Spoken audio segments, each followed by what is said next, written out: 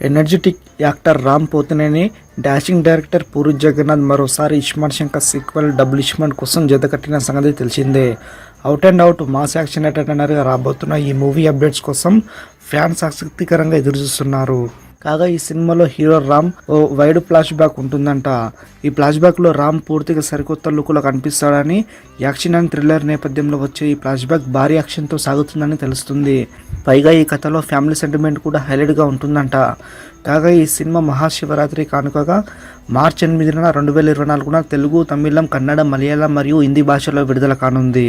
పూరి జగన్నాథ్ మరియు చార్మి కౌర్ కలిసి పూరి కాన్సెప్ట్పై విష్ణురెడ్డి సీఈఓగా ఈ చిత్రాన్ని నిర్మిస్తున్నారు. ఇస్మార్ట్ శంకర్ రామ్ కెరీర్లోని అత్యంత వసూళ్లు రాబట్టింది. మరి డబుల్ ఇస్మార్ట్ ఏ రేంజ్లో సక్సెస్ అవుతుందో వేచి చూడాలి. మరిన్ని అప్డేట్స్ కోసం మన ఛానల్ని సబ్స్క్రైబ్ చేసుకోండి.